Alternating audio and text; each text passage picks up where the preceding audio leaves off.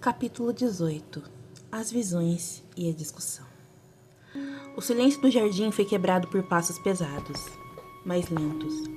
Mir e Krenarok se viraram ao mesmo tempo, os olhos arregalados e o coração apertando o peito.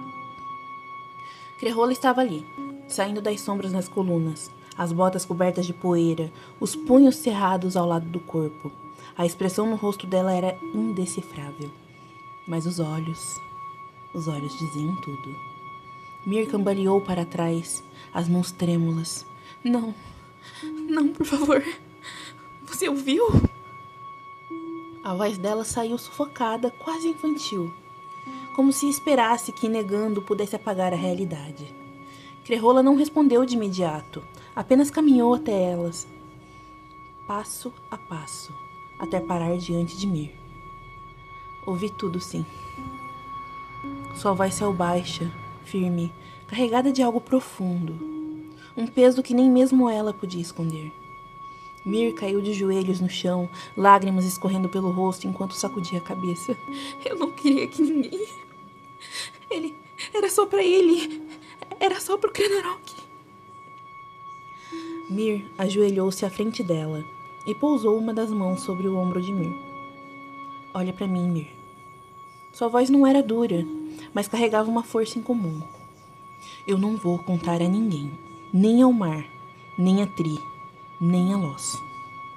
Pausou, respirando fundo. Nem a mim mesma, se isso ajudar você a dormir. Mir ergueu os olhos vermelhos, tremendo. Você jura? Crerrola assentiu com a cabeça. Eu juro, por Tenebre e pelo sangue que carrego. Disse, e sua mão apertou levemente o ombro da jovem. Mas saiba. Ela hesitou. O que você viu me quebrou também. Krenarok, de pé, assistia a cena com os olhos marejados. Ele conhecia bem a irmã. Nunca a vira abaixar a guarda assim. Então, como se o mundo tivesse parado por um instante, Crerrola afastou-se um pouco, e uma única lágrima escorreu pelo seu rosto de pedra. Ela a limpou rapidamente, como se o próprio gesto fosse vergonhoso. Mas era tarde demais. Todos viram. Ela se virou para Mir, tentando sorrir com o canto da boca, mas só conseguiu sussurrar. Ele é nosso, Mir. E não vamos deixá-lo sozinho. Nunca. A luz pálida filtrava-se pelas frestas da parede antiga. Mir estava sentada sobre as lajes frias, ainda tomada pela imagens que dançavam em sua mente como sombras que não se apagavam.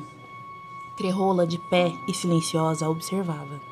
Seus olhos carregavam a dúvida, a inquietação e algo mais.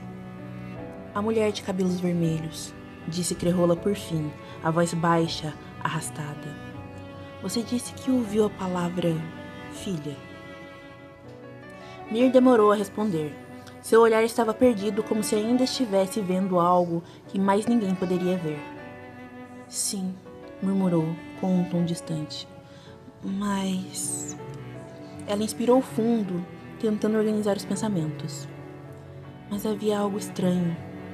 Quando o mar apareceu junto dela, ele já não era... ele. Era um esqueleto.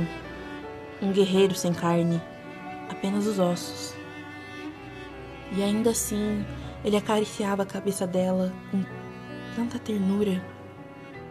Crerrola estreitou os olhos. Então, você acha que ela é realmente filha dele? Mir levantou o olhar e encontrou o da guerreira. Não sei. Talvez não de sangue. Sua voz ficou mais firme. Talvez ele a tenha adotado, protegido. Era como se ela fosse a única luz naquele lugar.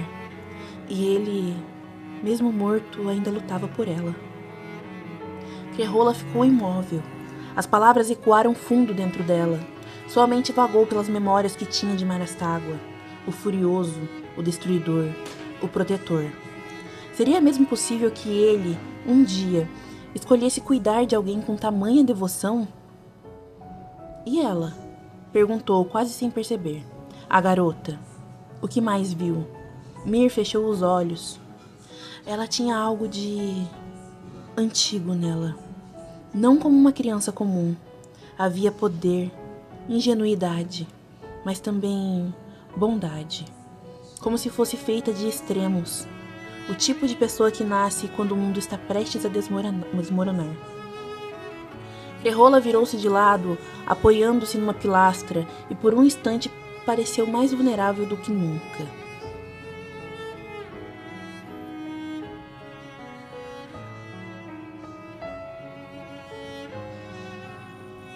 E você acha que ele a encontrou? Ou ainda vai encontrá-la? Não sei. Mir falou quase num sussurro. Mas sei que ela o muda. E que ele muda o mundo por causa dela. O silêncio caiu entre elas. Crerrola fechou os olhos. Quando falou de novo, sua voz estava mais dura, quase ríspida. Se ele já está morto naquela visão, e ainda assim luta por ela, então não importa de onde ela venha. Essa garota é importante demais para ser ignorada. Mir assentiu, com lágrimas escorrendo pelo rosto. E eu não vi nenhum de nós com ele. Nem você, nem eu, ninguém. Crerrola desviou o olhar. Havia algo quebrando dentro dela, silenciosamente, como o vidro rachando sob pressão. Ela virou-se para sair, mas não conseguiu. Eu prometi para você. Não vou o deixar sozinho nunca mais. Disse, mais para si mesmo do que para Mir. Então não deixe, respondeu Mir com firmeza, mesmo tremendo por dentro. Crerrola deu mais um passo, mas antes de cruzar a sombra do corredor, parou. Uma lágrima solitária escorreu de seu olho. Se essa filha for real, e ele estiver lutando mesmo depois da morte... Sua voz falhou. Então a guerra ainda nem começou. Ainda nem começou, repete Crerrola. Crerrola ainda estava parada sob a sombra do arco, prestes a ir embora, quando se virou novamente para Mir, os olhos estreitos, como se buscasse nas palavras da jovem algo que ainda não queria acreditar. E essa guerra que você viu? Começou hesitante. Você falou do estandarte. Consegue lembrar qual era? Mir assentiu devagar, como se cada palavra que iria proferir tivesse um peso ancestral. 2 estandartes. Um era o nosso, da Casa Astagua, rasgado, mas erguido bem alto. Havia fogo ao redor, e os soldados gritavam o nome de Marastágua como se fosse um canto de guerra. Crerrola engoliu em seco. E havia outro? O outro... Mir fechou os olhos, tentando reconstruir a cena em sua mente. Era de Lord Ferren Aslot. Não há dúvida. A era, o símbolo de Portsmouth, sobre o fundo negro. Eles estavam lado a lado.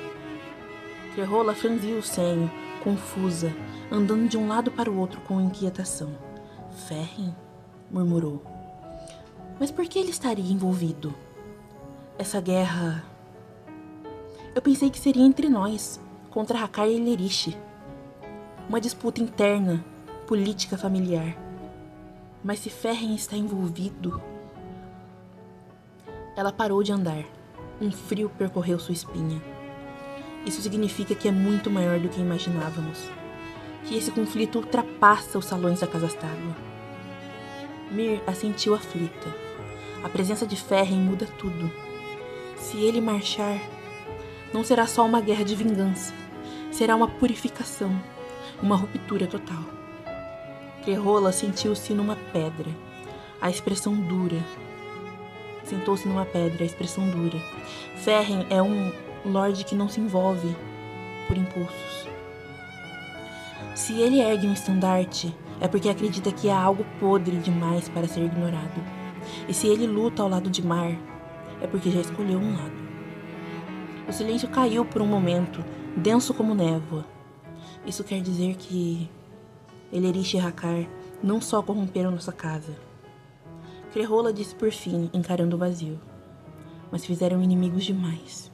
Inimigos que não vão hesitar em colocar tudo abaixo. Mir ficou em pé, firme apesar da dor.